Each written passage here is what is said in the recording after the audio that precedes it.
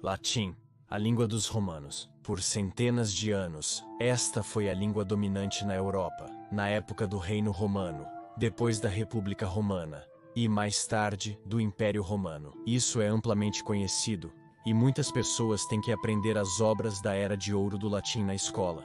As obras de Cícero, de Virgílio, Horácio, ou de Lívio. Mas o que aconteceu com o latim durante o curso dos séculos da existência do Império Romano no Ocidente? Como o latim mudou ao longo desse tempo? O latim no final do Império Romano ainda era semelhante ao do início do Império. E o que aconteceu depois que o Império Romano do Ocidente caiu? Como isso afetou o latim? E finalmente, como e quando o latim evoluiu para as línguas românicas da Europa que centenas de milhões de pessoas, não apenas na Europa, mas na verdade em todo o mundo, falam até hoje.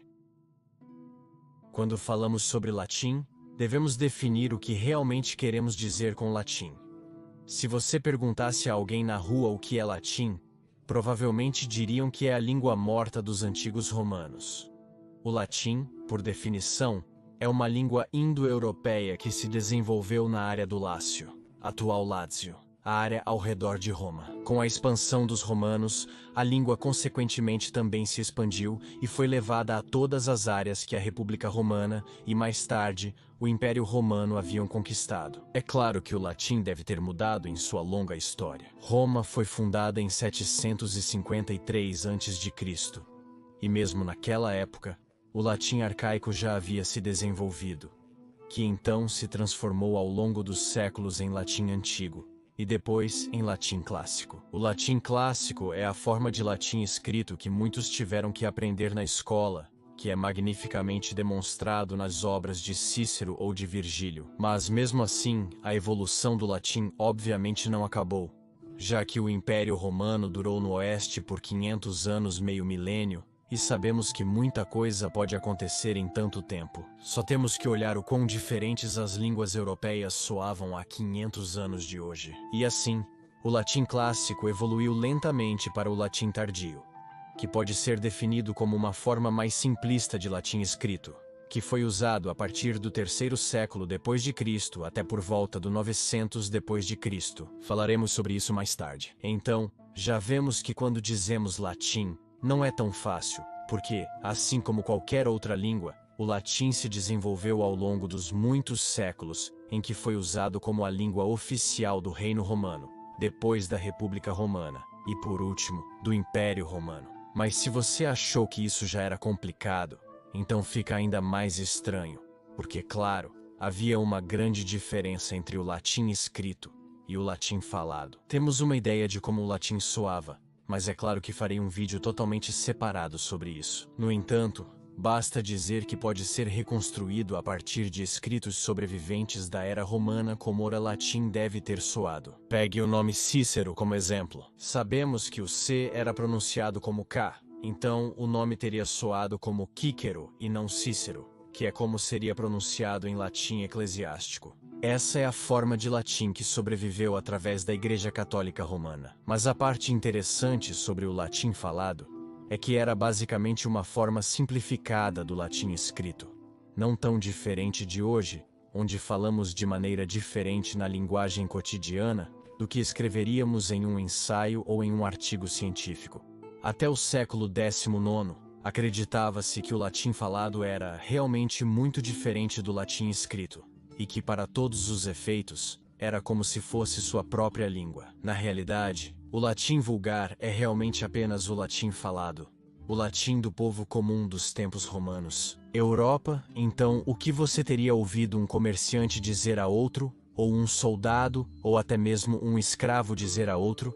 Logicamente, pessoas comuns não fariam uso de construções gramaticais elaboradas e complicadas, pois isso seria muito pesado, complicado e demorado para transmitir uma mensagem de forma clara, concisa e simples na forma falada. Por exemplo, a frase "Marcos está me dando o livro de seu pai" seria em latim clássico escrito Marcus mihi librum patri stat, mas em latim, falado ou vulgar, isso teria sido simplificado para Marcus mi da libro de patri. Para complicar ainda mais, após o terceiro século, quando o Império foi atingido por enormes crises e o cristianismo ascendeu ao poder, Até mesmo o latim escrito mudou. Tornou-se mais simplificado. Por quê? Bem, o cristianismo precisava transmitir sua mensagem em termos simples que todos, pessoas de todas as classes e posições sociais, pudessem entender, e claro, usar formas estilísticas extremamente complicadas e bonitas tornou-se impraticável, especialmente em tempos de grandes calamidades, quando simplesmente não havia tempo ou energia para tais jogos de palavras e construções gramaticais. E assim, o latim tardio, que é a forma escrita simplificada do latim clássico, foi usado a partir do terceiro século em diante, até mesmo após a queda do Império Romano do Ocidente. Então, para resumir, no final do Império Romano, digamos no ano 400 depois de Cristo, se você olhasse para um mapa das línguas faladas, seria assim: o leste era predominantemente de fala grega, enquanto o oeste era dominado pelo latim, e esse latim era dividido em latim escrito e latim falado ou vulgar. E o latim escrito novamente se tornou latim tardio, que era uma forma simplificada do latim clássico. Mas o latim clássico ainda era às vezes usado, especialmente por pagãos que se esforçavam para ser como seus modelos: Cícero, Virgílio, Horácio e similares, da Era de Ouro do latim no primeiro século antes de Cristo. Então já podemos ver que a situação era bastante complicada. Olá, queridos amigos da história romana, sou eu, Sebastian, o criador e a pessoa por trás do Majorianos. Peço desculpas por esta breve interrupção, mas queria pedir a sua ajuda para apoiar o Majorianos e apoiar o canal para que possamos manter o Majorianos, um canal sobre a história romana tardia. Como vocês sabem, o algoritmo do YouTube muitas vezes não é muito gentil com tópicos de nicho como a história romana tardia. E portanto, eu realmente preciso do seu apoio para manter o Majorianos do jeito que está. Para mantê-lo um canal sobre a história romana tardia, para que possamos continuar a explorar esta era mais fascinante do Império Romano Tardio e para que não tenhamos que transformar o Majorianos em um canal de história mainstream. Obrigado por considerar me apoiar via Patreon ou via associação ao YouTube. Não posso agradecer o suficiente a vocês. Agradeço do fundo do meu coração. O próprio Majoriano estaria orgulhoso. Obrigado, amigos da história romana tardia. E de volta ao vídeo. Depois de 407 d.C., então, quando as invasões germânicas do Império Romano do Ocidente começaram, com diferentes tribos germânicas conseguindo se estabelecer em território anteriormente romano, é claro que isso também teria uma influência no latim. No entanto, essa influência foi, enquanto o Império Romano do Ocidente ainda existia, é claro, bastante limitada em natureza. As línguas germânicas e o latim falado continuaram a existir lado a lado, ainda não se misturando em uma nova forma de linguagem. Mesmo em 500 d.C., o latim falado provavelmente ainda era muito semelhante ao que era um século antes, quando o Império do Ocidente ainda estava intacto. Em Roma, Boécio, Símaco e Cassiodoro foram os últimos escritores de calibre romano clássico, onde diríamos que ainda estavam mantendo o estilo de escrita latina clássica. Mesmo tão tarde quanto os anos 520, no leste, o imperador Justiniano e seu lendário general Belisário eram de fato falantes nativos de latim, mostrando que mesmo naquela época, o latim ainda era usado como teria sido 200 anos antes, mesmo no predominantemente grego Império Romano Oriental. De Procópios, que acompanhou Belisário em suas campanhas, obtemos algumas percepções interessantes sobre a língua e os costumes da época. Quando Belisário reconquistou a província romana perdida da África, em 533 d.C., que havia sido conquistada pelos vândalos cerca de 100 anos antes, ele afirmou que os habitantes nativos do reino vândalo ainda falavam latim e se consideravam romanos. Então, mesmo após quase um século de ocupação vândala, o latim falado ainda não havia divergido do latim falado por Belisário. Belisário, em sua campanha africana, não teve absolutamente nenhum problema em interagir com os locais, falando latim com eles, conforme afirmado por Procópios. Então vemos que mesmo no início dos 500, o latim falado nas antigas províncias do Império Romano Ocidental ainda não havia mudado muito. No entanto, tudo estava prestes a mudar, porque os próximos 200 anos veriam uma série ininterrupta de gigantescos desastres que iriam revolucionar a antiga ordem das coisas. Primeiro houve a praga de Justiniano, nos 540, que matou milhões no Império Romano, e também nos antigos territórios do então inexistente Império Romano Ocidental. Então, a Península Italiana foi completamente mergulhada na escuridão por uma guerra que durou décadas, e matou inúmeras pessoas, forçando muitas outras a fugir, e transformando cidades inteiras em cidades fantasmas, acabando assim de vez com as antigas instituições romanas clássicas na Itália. Muitos dos falantes nativos de latim que sobreviveram então, fugiram para o leste, reduzindo ainda mais a força do latim falado nativo. Então os desastres continuaram, já que o leste estava sob ataque de todos os lados. E do meio ao final dos anos 600, este outrora vasto império havia diminuído dramaticamente, perdendo muitas províncias para novos inimigos.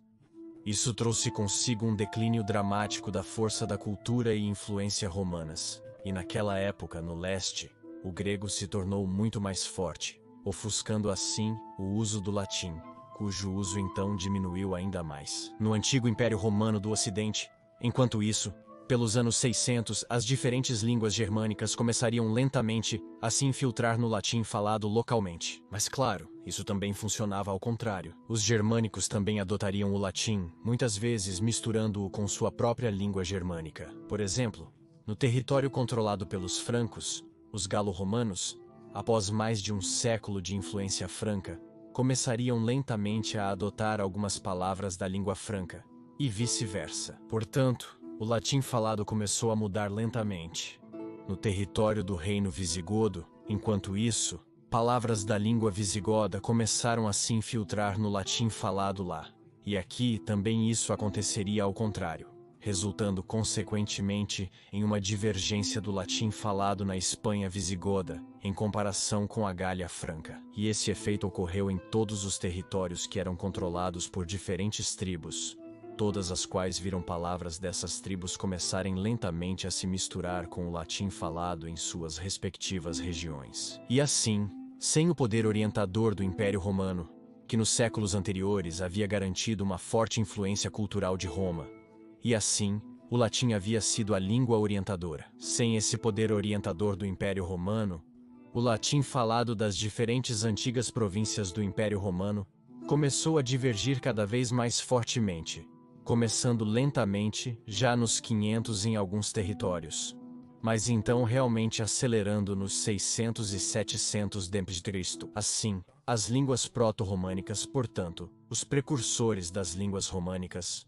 começaram a se formar nesse tempo já, primeiro muito lentamente, mas por 800 d.C., podemos supor que diferentes línguas proto-românicas já haviam evoluído. Ou seja, no Reino Franco, falava-se uma língua proto-francesa, enquanto na Península Ibérica encontraríamos o proto-espanhol e o proto-português.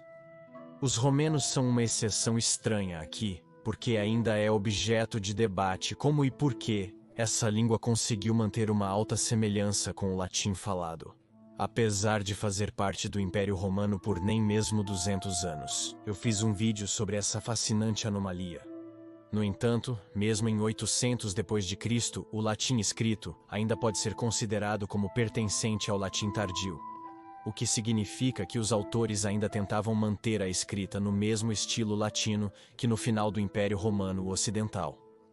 Claro, o latim talvez não fosse mais tão puro, mas ainda pode ser considerado como tendo sido latim tardio. Foi então realmente apenas incrivelmente tarde, por volta de 900 d.C., que os autores começaram a escrever nas novas línguas românicas em evolução. E o latim escrito começou a recuar para o latim eclesiástico, que a partir de então foi usado apenas em claustros ou mosteiros, portanto, por monges e oficiais da igreja em geral. E claro, pelo próprio Vaticano, que manteve sua herança latina por um uso contínuo do latim tardio escrito. O proto-romance, então, é claro, continuou a evoluir para as diferentes línguas românicas que temos hoje. E, fascinantemente, se olharmos para um mapa da Europa onde as línguas românicas são faladas, podemos ver claramente que cada uma dessas regiões era anteriormente parte do Império Romano Ocidental. E podemos até ver que muitas vezes a fronteira do Império Romano ainda hoje é a fronteira das regiões que falam línguas românicas. É incrível pensar que 1500 anos após o fim do Império Romano Ocidental, sua influência ainda persiste nas próprias línguas que falamos. Mas é claro que o latim ainda existe hoje, e no Renascimento os humanistas adotaram o latim como a língua do conhecimento e assim o latim continuou a ser usado especialmente na medicina, mas também em alguns outros campos científicos como a língua de escolha. Mesmo hoje, essa suposta língua morta está longe de estar morta. Ainda é ensinada na escola. Claro que estamos falando aqui sobre o latim escrito da Idade Clássica Dourada do latim do primeiro século antes de Cristo. Mas há até algumas pessoas que falam latim, e essa comunidade de falantes de latim aparentemente ainda está crescendo. Então a história do latim é um campo extremamente interessante de pesquisa linguística, e podemos ver o quão grande é a influência da língua dos romanos em nossas vidas cotidianas. Muitos de nós falamos línguas românicas, que são uma evolução do latim falado ou vulgar.